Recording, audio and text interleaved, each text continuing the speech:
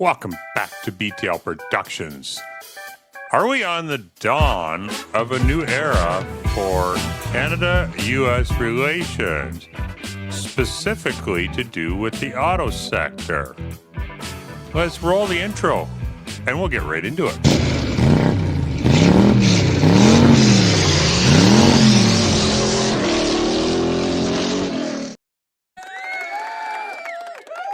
So, I'm going to start by rolling a clip for you guys from today about a pending meeting between Donald Trump and newly elected Prime Minister Mark Carney from Canada. So let's do that, and we'll discuss it after. He's a very nice gentleman, and he's going to come to the White House very shortly, within the next week or less. President Donald Trump, whose repeated threats to annex Canada loomed large over our federal election, says he'll meet with Prime Minister Mark Carney in the coming days. I think we're going to have a great relationship. He called me up yesterday. He said, let's make a deal. But no, I spoke to him yesterday. He couldn't have been nicer, and I congratulated him. Trump says the pair will meet to discuss the ongoing trade war as the president pauses, unpauses, increases, decreases, and cancels tariffs on countries around the world. While they first targeted Canada and Mexico, Trump has largely turned his focus to China. Now, Republicans seem to be getting on board, too.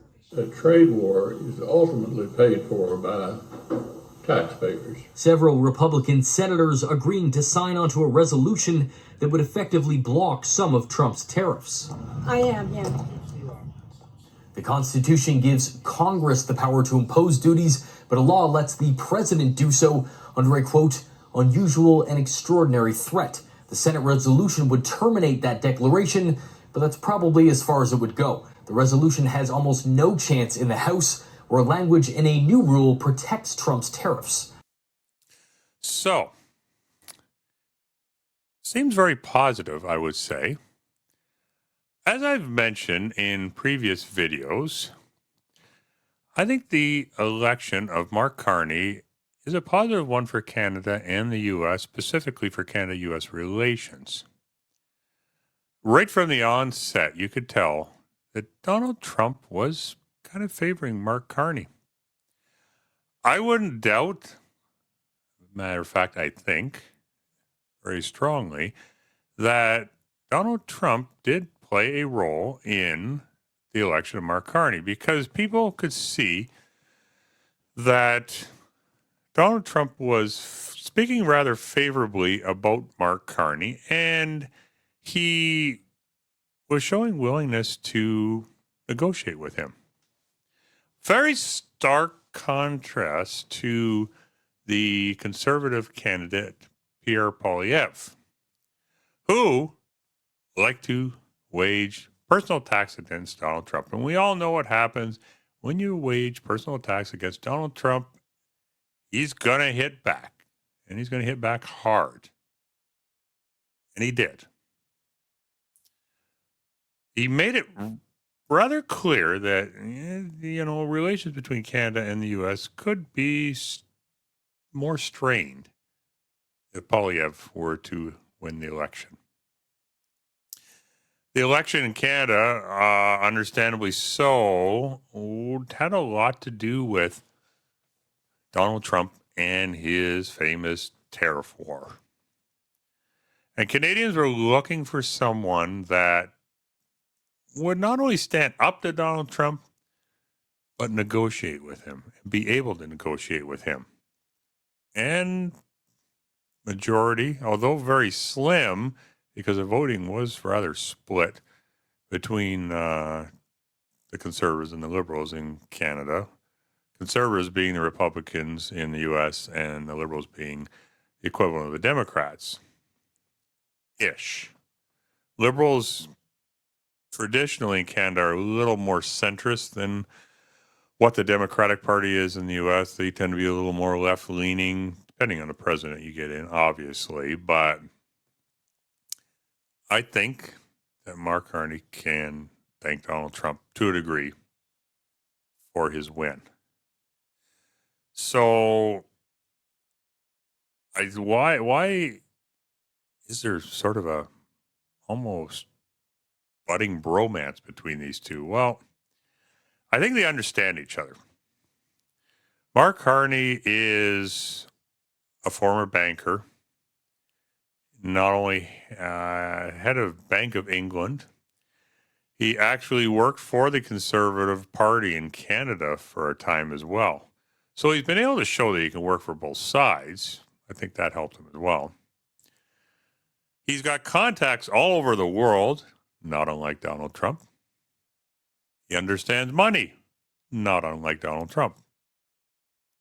I think the two of them have a lot of similarities between them. And I think that is one of the reasons why Mark Carney is probably the most likely one to be able to come to some kind of a agreement or middle ground between Canada and the U.S. Will the auto tariffs go away entirely? Well, we're going to have to wait and see. There's a meeting in the next week or less. I think there will be some kind of a compromise between the two. You've seen Donald Trump making deals around the world already, but I think he was sort of waiting until, like I said before, after the Canadian election to be able to do something about it.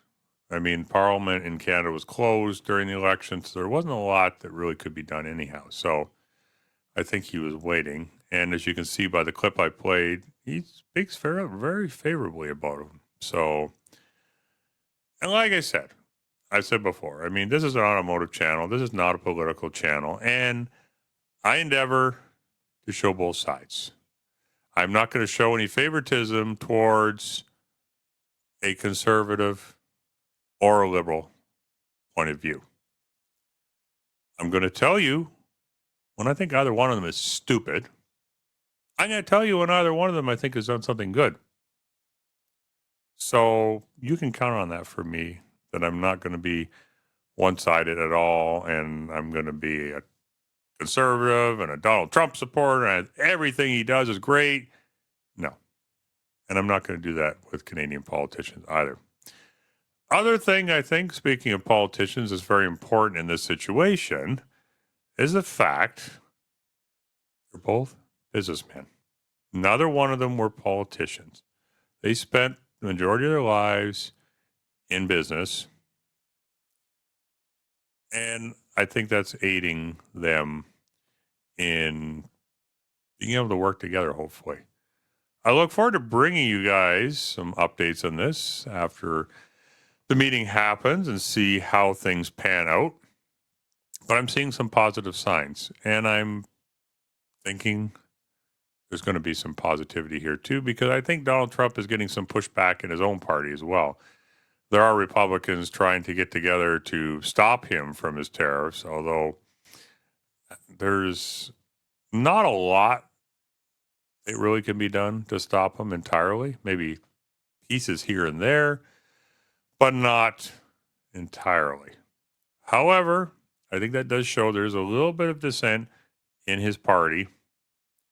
And I think in his best interest is to find some kind of a middle ground between the two. Something is beneficial for the United States as well as Canada. And I think you're going to see this happen. So fingers crossed for all the auto workers on the Canadian side of the border that we can come to some sort of a deal here. So anyhow, that's my view from behind the wheel. I look forward to seeing you guys in the next video. And as always, have yourselves a great day. I'll never slow up, no I don't take shit. I got no love for the fakeness. If you wanna play tough and wanna hate this, I'll always show up. I don't ever slow up, no I don't take shit. I got no love for the fakeness. If you wanna play tough and wanna hate this, I'll always show up.